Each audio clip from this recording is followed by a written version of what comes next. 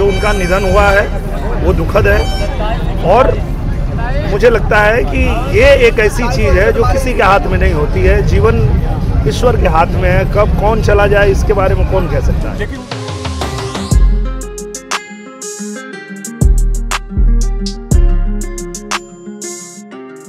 400 seat जीतकर हम लोग फिर से सरकार बनाने जा रहे हैं और नरेंद्र मोदी जी जैसे इस देश को ताकतवर बनाए हैं, पूरा देश चाहता है कि फिर से कमल खिले, तो पूरा देश उनके साथ है तो फिर उनको कौन झुका पाएगा।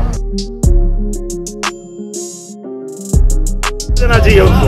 विभाग का अध्याय मुख्तार अंसारी का अंत हो चुका है और जिस तरीके से 2004 में जो है छात्र नेता अजित राय की हत्या हुई थी, उस पर जो है मुख्तार अंसारी के गुर्गों के इशारे पे जो है उस पर क्या कहेंगे?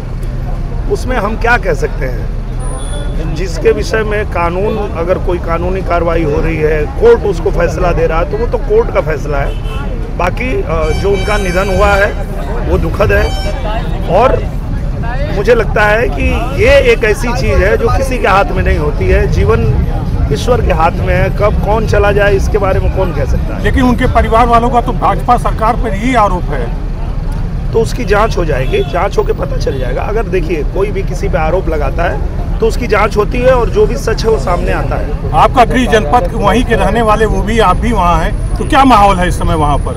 आप क्या कह सकते हैं चुनावी या जो भी?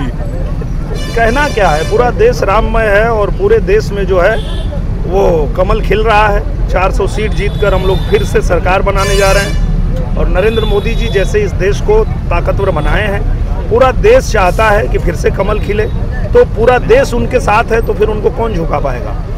अच्छा, विपक्ष जिस तरह से लेके मुख्तार अंसारी के मौत को लेके जिस तरह से मुद्दा बना रहा है, उसको लेके आप क्या कहेंगे? विपक्ष का यही काम है, मुद्दा से भटकाने का ही काम वो लोग करते हैं।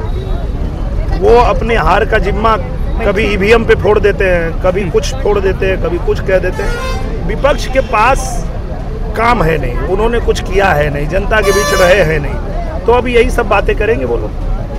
तो क्या लगता है इस बार विपक्ष का ये मुद्दा हावी होगा कि मोदी सरकार की योजनाएं? मुझे लगता है विपक्ष कहीं नहीं है, दूर दूर तक नहीं है।